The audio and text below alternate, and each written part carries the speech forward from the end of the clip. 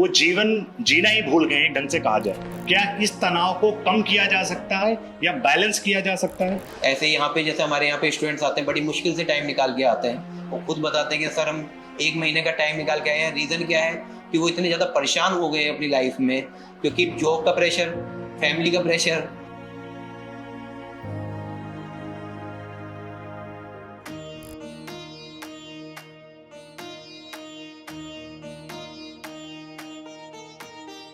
नमस्ते, मैं हूं अनिल कुमार साधक और आज हम इंटरनेशनल योगा डे के दिन आज हम हैं योग नगरी ऋषिकेश में है और तपोवन में है, जहां पे कई ऋषियों ने तपस्या की है। मेरा सौभाग्य है कि आज मैं योग दिवस की इस टाइम पे मैं ऋषिकेश में हूं और बहुत ही एक स्पेशल गेस्ट है हमारे साथ पॉडकास्ट में, जो कि कई हजार स्टूडेंट्स को योग के प्रति जागरूक किया है और शिक्षित किया है। जागरूक करना एक अलग बात होती है, उनको प्रशिक्षित करके जो योग के प्रति अपनी सेवा देते हैं उनको तैयार किया है, जो योग को बढ़ाने का कार्य कर रहे हैं कई सालों से, और जिन्होंने सिर्फ देश नहीं विदेशों में भी अपना सेवा दी है। उन्होंने थाईलैंड, वियतनाम और चाइना में योग को प्रचार प्रसार किया है। हमारे साथ हैं रुद्र योग पीठ के संस्थापक गगन जी। गगन जी सर नमस्ते और बहुत बहुत धन्यवाद आज आप स्पेशली योगा डे के दिन समय देने के लिए हमारे साथ। सबसे पहले तो आप सभी को योग दिवस की हार्दिक शुभकामनाएं, और मैं अनिल जी का धन्यवाद करना चाहूँगा इस पॉडकास्ट के लिए, जिसमें आज हम योग के बारे में डिस्कस करेंगे कि why yoga is very important in daily life and what are the benefits of yoga. जी, तो सर जैसा आप देखते हैं योग के कई चरण में योग का प्रचार प्रसार हुआ। अगर मैं एक बहुत ही सिंपल ढंग से पूछना चाहूँ जो हमारे व्यूअर्स हैं कि योग जो है आपके नजरिए से योग को आप कैसे परिभाषित करते हैं, योग का असली अर्थ क्या है आपके नजरिए से? देखिए, the union of body, mind and spirit is yoga.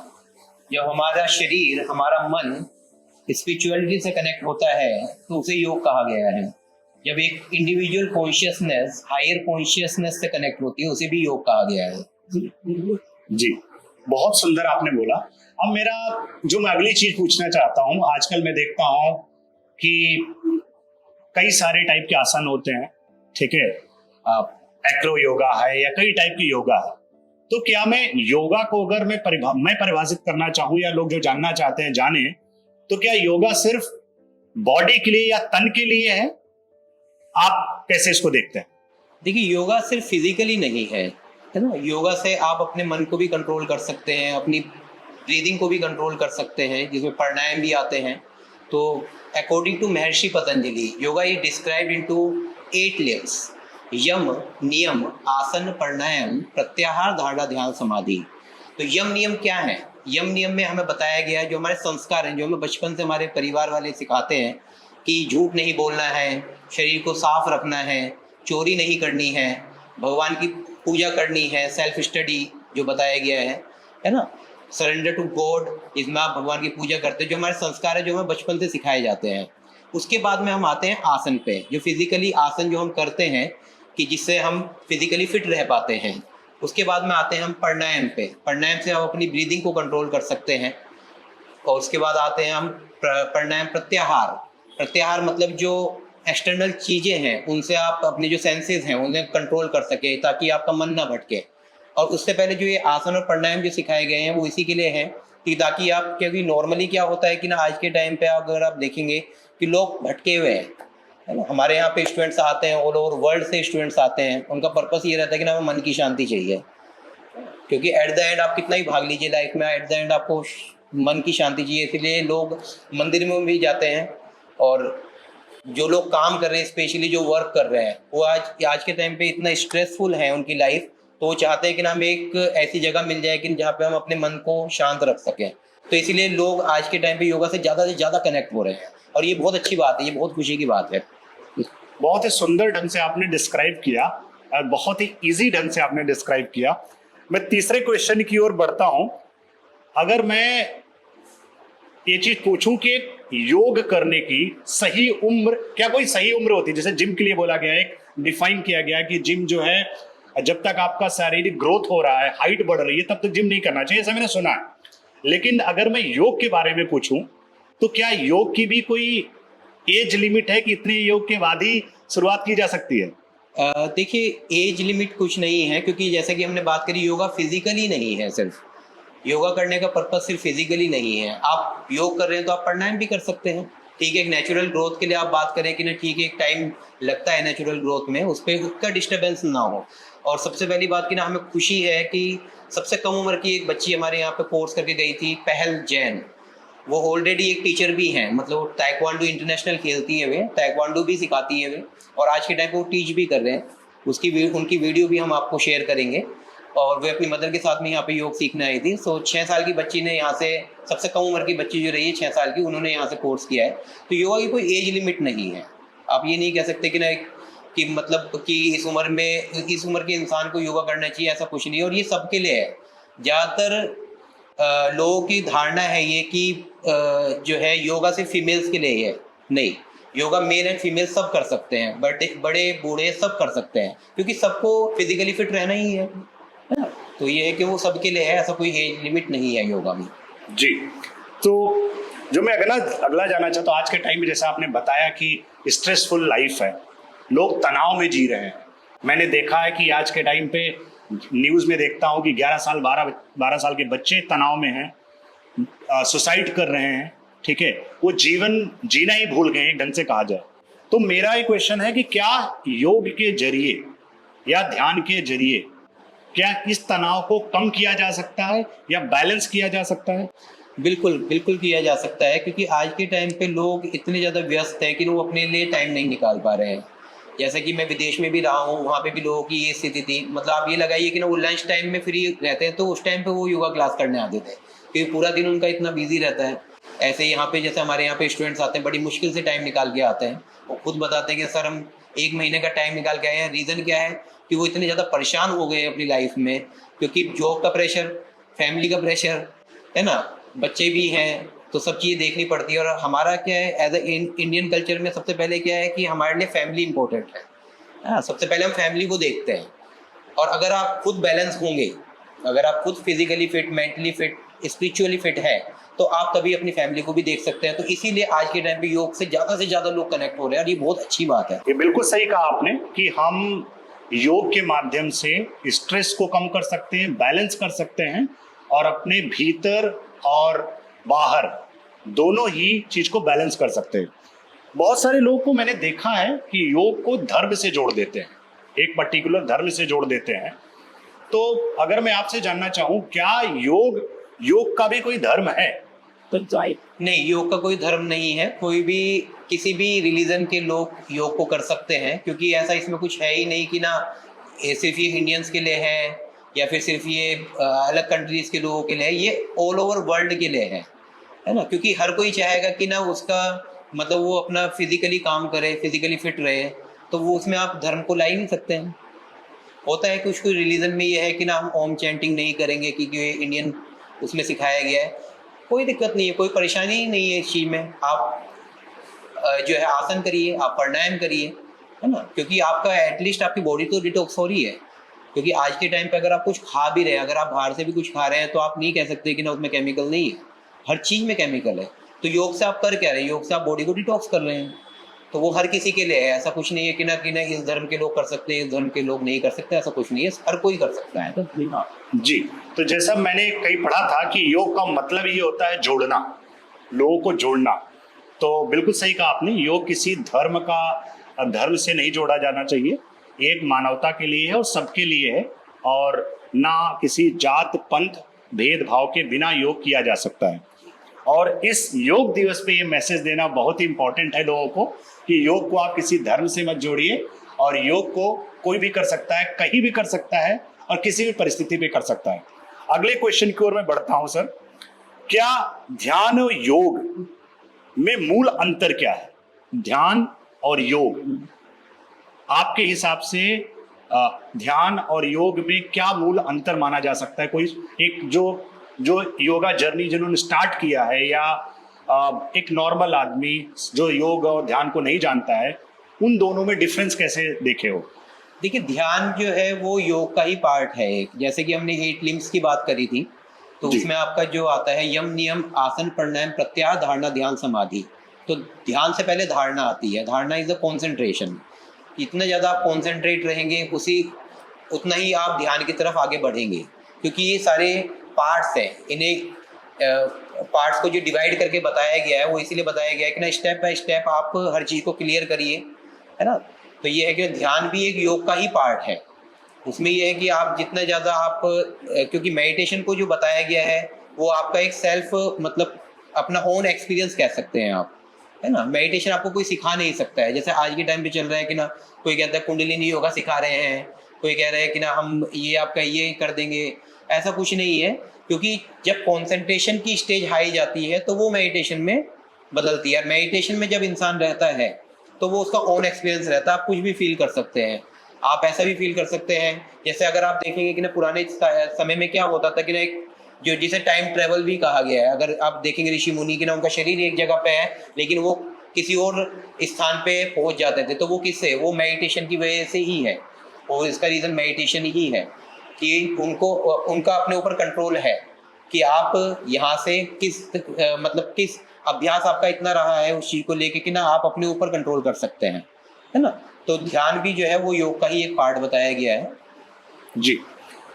दूसरा चीज है, क्या मेडिटेशन या ध्यान जो है वो सबके लिए पॉसिबल है, और क्या इसकी कोई अगर एक नॉर्मल ढंग से समझा जाए तो कहाँ से कोई मेडिटेशन की शुरुआत करे? मेडिटेशन की स्टार्टिंग जैसे हमारे यहाँ कोर्स में भी कराया जाता है आपको कि त्राटक क्रिया है, इसमें कि आपको जो कैंडल फ्लेम है उसे देख सकते हैं आप, है ना। और भी कई तरह की योग निद्रा भी एक मेडिटेशन का ही पार्ट है ना। तो कई तरह की मेडिटेशन, शवासन भी कह सकते हैं आप। शवासन में जैसे आप लेटे वो भी एक मेडिटेशन का पार्ट है।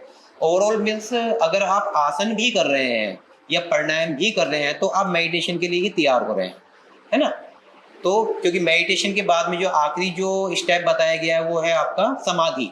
समाधि का मतलब क्या हुआ कि आप एक जो इंडिविजुअल कॉन्शियसनेस है वो हायर कॉन्शियसनेस से कनेक्टेड हुई है। वो तब हो सकती है कि ना जब आपका अपने ऊपर कंट्रोल है, तभी तो आप कनेक्ट हो सकते हैं, है ना। तो मेडिटेशन का भी ये है कि आप हर कोई प्रैक्टिस कर सकता है, लेकिन सबसे पहले उसको उसके लिए प्रिपेयर होने के लिए आपको कंसंट्रेशन करना पड़ेगा। कंसंट्रेशन के जो पार्ट्स हैं जैसे कि हमने बात करी कि ना त्राटक क्रिया है, और भी कई तरह की मेडिटेशन है। जैसे ओशो मेडिटेशन, अगर आप ओशो मेडिटेशन के बारे में जानते हैं, या नटराज मेडिटेशन है ना। तो कई स्टेप्स है, ये वेज हैं कि मेडिटेशन की तरफ आगे बढ़ने के लिए। जी। अब मैं दूसरे उसकी तरफ आता हूं कि इसी से जुड़ा हुआ मेरा प्रश्न है कि ध्यान मेडिटेशन में बहुत सारे लोग कहते हैं कि मन भटकता है, क्योंकि हर कोई जानता है ध्यान क्या मतलब है, हम बैठे और हम जो है मन हमारा एकाग्रचित हो जाए। और तो अगर मैं, क्योंकि कई सालों से आप योग की प्रैक्टिस कर रहे हैं, योग ध्यान की प्रैक्टिस कर रहे हैं, तो अगर मन भटकने को कैसे रोका जा सकता है? देखिए, ये तो सबसे हार्ड काम है। एक नॉर्मली एक व्यक्ति के जो दिमाग में 72,000 ख्याल आते हैं डेली के, जो नॉर्मली है।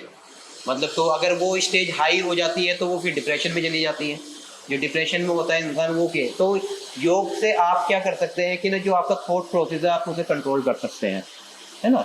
तो उसी के लिए ही ये स्टेप जो बताए गए हैं, उसमें आप स्टेप बाय स्टेप जब चलेंगे तो आपका जो थॉट प्रोसेस है वो कम हो जाता है। कहा एक ज्ञानी ने एक बात कही है कि ना आपका मतलब जो दिमाग की हमारी जो क्रिया होती है, मतलब जो हमारा दिमाग जो है वो एक बंदर की तरह है। जैसा बंदर होता है ना कि इधर उधर जंप मारता रहता है, वही हमारे दिमाग की स्थिति होती है।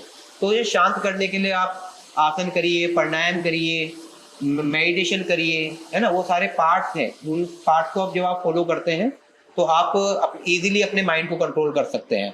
जैसे कि अगर आप देखें कि एक मन की स्थिति अगर आप बात करें, तो जैसे अगर कोई इंसान माला जप कर रहे हैं, है ना, तो वो भी एक मेडिटेशन का ही पार्ट है। जब आप माला जप करते हैं तो आपका कितनी बार ध्यान भटकता है, लेकिन अगर सेम टाइम पे अगर आप नोट की गड्डी आप काउंट करेंगे तो मन नहीं भटकेगा। क्यों? क्योंकि उस टाइम पे आपको क्लियर है कि ना अगर उसमें मन भटकेगा तो जो है नुकसान हो जाएगा, है ना। तो वो चीज़ अगर आप अपने शरीर पे लेके आ जाए कि ना, अगर आपका मन भटकेगा तो आपके शरीर को गलत इफेक्ट पड़ेगी उन चीज़ों का। तो जितने अगर आप उस चीज़ के लिए अगर जो है एक्टिव हो जाते हैं तो डेफिनेटली आपको रिजल्ट भी उसी हिसाब से मिलेंगे, है ना, उसी के अनुसार आपको रिजल्ट मिल सकते हैं। जी, बहुत अच्छा। अभी मैं अगर बोलूं कि अगर कोई रेगुलर मेडिटेशन कर रहा है या कोई ध्यान कर रहा है, उसके जीवन में आपके हिसाब से क्या क्या पॉजिटिव बदलाव होना शुरू हो जाएंगे अगर कोई रेगुलर प्रैक्टिस के आगे बढ़ाता है तो? देखिए, वो योगा का जो पर्पस है वो इंटरनली चेंज है। योगा आप जब बाहर की दुनिया से जब हट के अपने ऊपर जाते हैं ना, तो वो है योग एक्चुअल में। तो उसके लिए क्या है कि जैसे मेडिटेशन ही है। अगर आप देख रहे हैं कि ना आप अपनी लाइफ में परेशान हैं, आप देख रहे हैं कि ना आप अपनी जॉब में परेशान हैं, बच्चों से परेशान हैं या घर वालों से परेशान हैं, है ना, तो ये है कि जब आप मेडिटेशन से कनेक्ट होते हैं तो आप अपने आप ही काम हो जाते हैं, है ना। क्योंकि आज के टाइम पे हम एग्रेसिव बहुत जल्दी हो जाते हैं, चीज़ों पर जरा सी चीज़ हुई तो हम एकदम से रिएक्ट कर देते हैं। पहले हमें चीज़ों को समझना होता है, और चीज़ों को समझने के लिए पहले आपको अपने ऊपर काम करना है। जितना ज़्यादा वो अपने ऊपर काम करेंगे तो उतना ज़्यादा ही आप फिर जो एक्सटर्नल जो चीज़ें चल रही हैं उन पर आप कंट्रोल पा सकते हैं। क्योंकि आप हर किसी को अपने हिसाब से नहीं डाल सकते हैं, लेकिन आप चीज़ों को मैनेज कर सकते हैं, है ना। आप समझ सकते हैं कि ना भाई ठीक है, अगर ये इंसान इस तरीके का है, अगर आप इन फ्यूचर अगर आप टीचिंग भी करते हैं योगा की, मेडिटेशन भी टीच करते हैं या प्राणायाम भी टीच करते हैं या आसन भी टीच करते हैं, तो पहले अगर आपने उन चीज़ों को अपने ऊपर अपनाया है तो अब आप दूसरे के ऊपर अप्लाई कर सकते हैं। आप समझ सकते हैं कि इस इंसान की नीड क्या है ना। अगर इंसान योग से कनेक्ट होना चाह रहा है तो उसकी नीड क्या है, क्योंकि ज़्यादातर लोगों का क्या है, योगा से कनेक्ट होने का पर्पस यही है, फिजिकली और मेंटली, है ना। स्पिरिचुअली तो हम हैं ही। अगर हमारा ये डिसबैलेंस हो रहा है तो हमारी स्पिरिचुअलिटी से भी डिसबैलेंस हो रहा है। तो जब आप इन दोनों चीज़ों पर काम करते हैं तो डेफिनेटली आप ऑलरेडी हम स्पिरिचुअलिटी से कनेक्टेड हैं, क्योंकि ये हमारे संस्कार है, हमें बचपन से सिखाया गया है कि पूजा करिए पूजा करिए। और जब इंसान परेशान हो जाता है तो वो मंदिर में ही जाता है ना। तो जब अगर आप फिजिकली मेंटली बैलेंस है तो डेफिनेटली आप जो है ध्यान में और आगे जा सकते हैं। तो इसीलिए आपको आसन और प्राणायाम सिखाए गए हैं, उसके बाद में आपको मेडिटेशन बताया गया। जी, तो मेरा आई थिंक इस सीरीज में इस एपिसोड का आखिरी सवाल है कि क्या ध्यान से जो मानसिक बीमारी है जो आजकल बहुत सारे लोगों को देखी जाती है, क्या ऐसा हम कह सकते हैं कि मेडिटेशन का जो प्रैक्टिस रेगुलर कर रहा है, और क्या उससे मानसिक बीमारी भी इम्प्रूव होने के चांसेस रहते हैं? बिल्कुल इम्प्रूव होने के चांसेस हैं। जैसे कि मैं बात करूँ, मेरी माताजी हैं, उन्हें माइग्रेन का इशू था बहुत ज़्यादा। मतलब उनका ये था कि हर दूसरे तीसरे दिन उनके सर में दर्द बैठता था और उन्हें बहुत टाइम लगता था, 2-3 दिन तो रिकवर होने में लग जाते थे, दवाइयाँ खाते थे वो। तो उन्हें कुछ क्रियाएं बताई गई हैं ना, कुछ चीज़ें बताई गई हैं कि ना आप भ्रामरी प्राणायाम करिए। भ्रामरी में जो हमिंग साउंड होता है, क्योंकि उससे वो वाइब्रेशन क्रिएट होती है आपके माइंड में, है ना, तो उससे वो रिलीफ मिला, उन्हें काफ़ी रिलीफ मिला। आज के टाइम पे वो दवाइयाँ नहीं खाती हैं। तो ये भी एक मेडिटेशन का ही पार्ट है, क्योंकि एट द एंड आपको मन को शांत करना है। मेडिटेशन का पर्पस ये है कि ना आप मन को शांत करने के लिए ही आप उस चीज़ को आप अप्लाई कर रहे हैं। जी, बहुत ही इंटरेस्टिंग पॉडकास्ट चल रहा है और इस सीरीज को हम आगे बढ़ाएंगे। दूसरे एपिसोड में मिलते हैं।